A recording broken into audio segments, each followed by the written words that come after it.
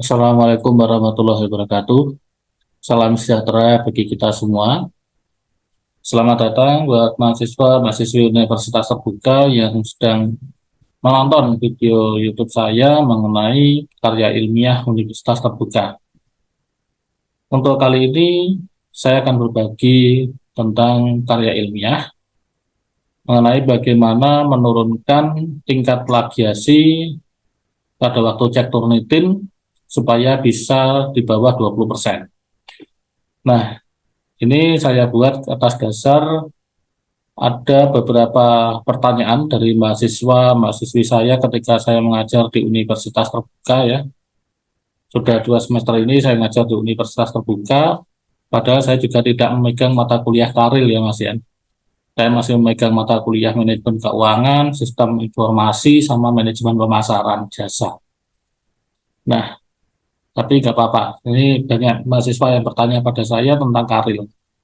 Nah, di sini saya buatkan video supaya nanti kalau misal semester depan ada pertanyaan lagi mengenai karil, yang inti pertanyaannya juga sama seperti ini, tinggal saya share lagi video ini ke teman-teman mahasiswa, dan juga supaya ada teman-teman mahasiswa yang lain mungkin yang bukan mahasiswa saya bisa ikut menyimak.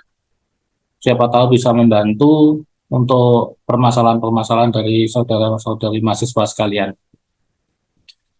Oke, di sini saya akan share bagaimana tipsnya supaya karir dari saudara-saudari semua ini bisa turun dari tingkat plagiasi mungkin di atas persyaratan, ya bisa di bawah 20%. Oke, saya share screen dulu.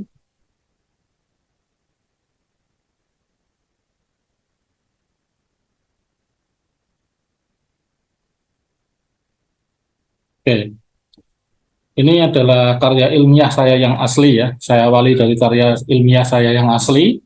Ini yang saya buat pada tahun 2022. Ketika saya masih menjadi mahasiswa S1 Universitas Terbuka, program studi administrasi bisnis. Jadi pada saat ini saya juga kuliah S2 ya, tapi yang jelas S2-nya udah lulus duluan sebelum saya ambil lagi S1 di UT ya. Nah, ini untuk karir ini, kalau file asli itu langsung gini ya, halaman pertama, dia tidak ada kalimat sebelumnya atau kalimat seatasnya lagi ya. Jadi atasnya nanti ada tulisan ya, kalau udah dicek Turnitin. Nah, ini file aslinya. Ini file asli, saya rasa tidak perlu dicantumkan semua ya, jadi nggak perlu dibaca, cukup dilihat dulu aja ya. Nah, jadi teman-teman selain memperhatikan sistematika penulisan dan juga berapa lembar halaman yang harus diketik pada karya ilmiah, biasanya 7 sampai 12 halaman ya untuk fakultas non non pedas ya, kayak manajemen administrasi bisnis. Nah, di sini kalau kita bandingkan dengan karil yang pertama kali saya cek di Turnitin, untuk cek Turnitinnya itu bisa di tugas ya teman-teman semua. Jadi nanti kalau teman-teman sudah menjalani mata kuliah karil, itu nanti akan ada namanya tugas karil. Nah, seperti tugas-tugas sebelumnya di mata kuliah yang lain ya. Sama, cuman nanti di tugas yang ada di karil ini sekalian ada Turnitinnya.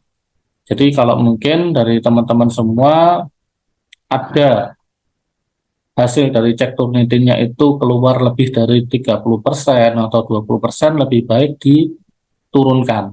Nah, cara menurunkan gimana? Pada video ini akan saya bahas ya. Tolong bisa disimak sampai selesai supaya nanti tidak gagal paham ya. Nah, kalau mungkin ada kesalahan juga dari saya, mohon dikoreksi ya buat teman-teman yang melihat atau menonton atau menyimak video saya. Oke, ini karya saya pada waktu setelah dicek Turnitin itu akan muncul seperti ini, karena pada waktu saya save berupa PDF itu tulisannya ya Karil UT Administrasi Bisnis S1. Nah, nama file ini akan tetap muncul, jadi sebagai identitasnya itu ya. Terus juga ada namanya, nama mahasiswa masing-masing dan NIM dari mahasiswa tersebut. Kemudian di bawahnya baru muncul ini submission date-nya. Jadi waktu ceknya itu kapan juga itu akan muncul di sini ya. Terus berapa karakter itu juga muncul di sini. Nah, terus juga untuk file yang awal tadi sebagai halaman utama ya, bukannya di atas sendiri, itu baru akan terdeteksi karirnya itu plagiarisme atau tidak. Nah, terdeteksi atau tidaknya itu biasanya ada tulisan seperti ini, ada angka 19 kayak gini. Itu adalah tanda bahwa karir saudara itu terdeteksi plagiarisme. Jadi ada angka 19 terus diwarna ya, kena warna itu adalah plagiarisme.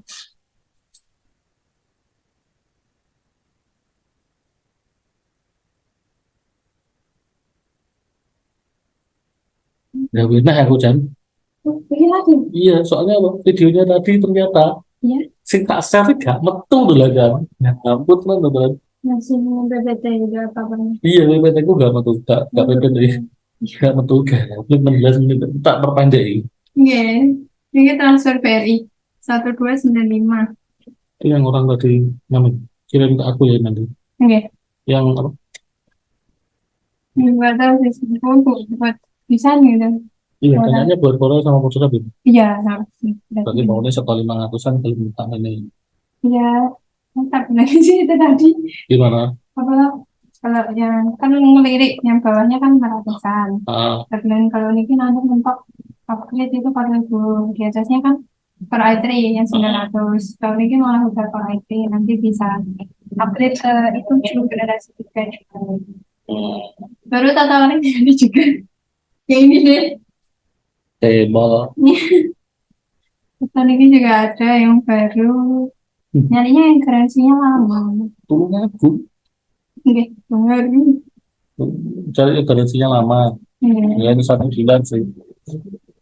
Tadi ada yang 1 bulan, kalau yang 5 juga, tapi segmen masih. Itu kan tapi harga lama. Iya, Mm, kan ada juga yang harga baru. iya. Hmm. Terus aku mau ngomong ke Kondi ya. Wow. Pantesan ya. Iya.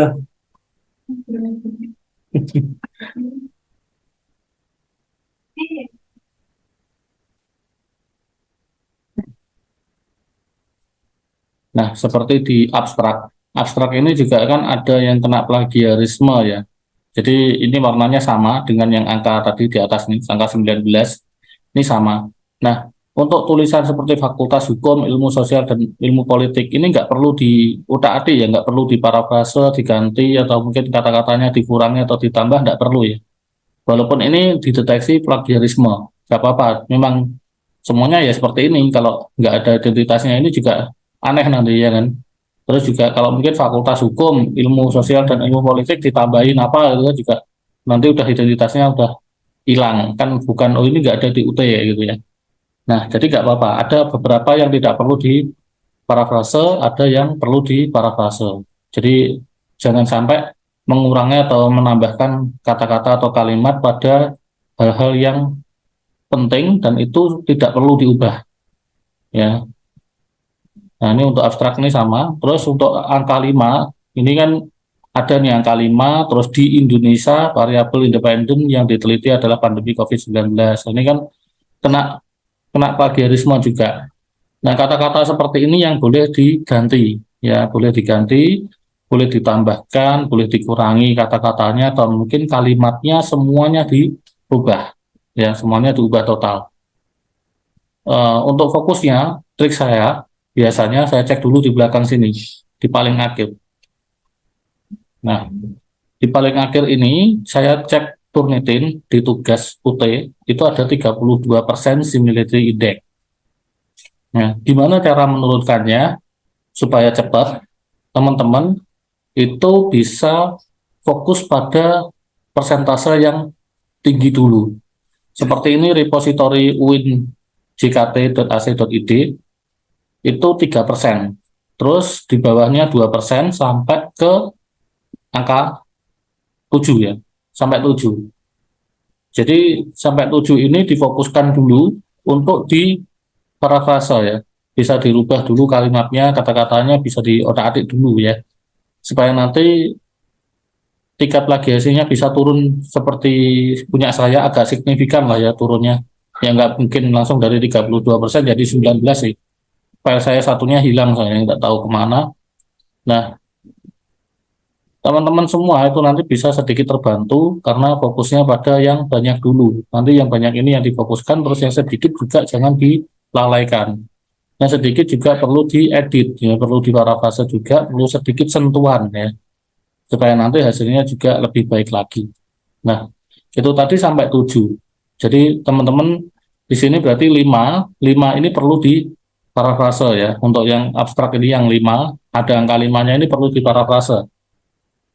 Kalau yang 20 gimana, yang di bawahnya ini 20 ini terdapat dua variabel yang berpengaruh signifikan. Nah, ini 20 ini boleh diparafrase, boleh tidak.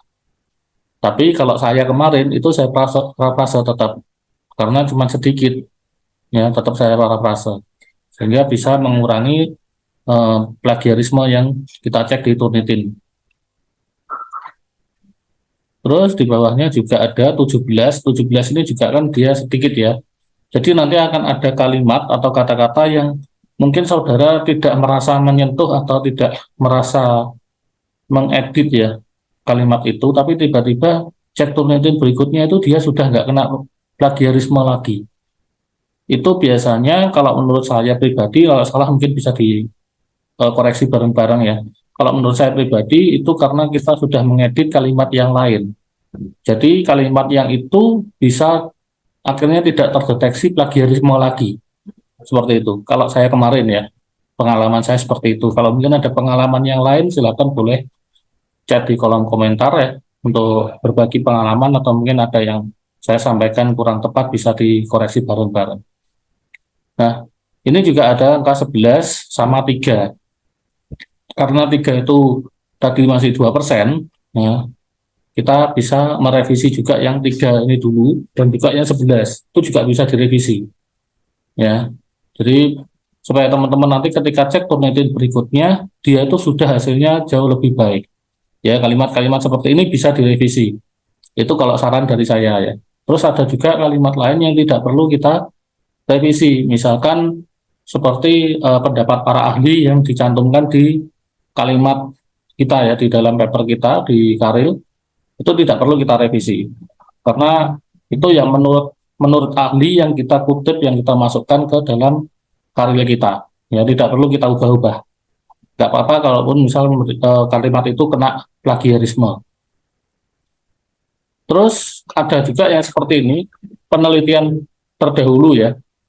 Pada penelitian terdahulu ini, judul penelitian itu juga kena plagiarisme, angka 27. Nah, 27 itu tadi kan nggak terlalu banyak juga ya. Walaupun banyak, tidak perlu diedit ya. Yang nggak perlu diedit adalah judul penelitiannya. Jadi kalau judul penelitiannya saudara edit, itu nanti juga ketika di search, dicek di Google, hasilnya nggak ketemu, karena sudah diedit. Jadi nggak sesuai dengan judul yang aslinya. Ya, hal-hal seperti ini nggak perlu direvisi, nggak perlu diedit, nggak apa-apa dia kena plagiarisme.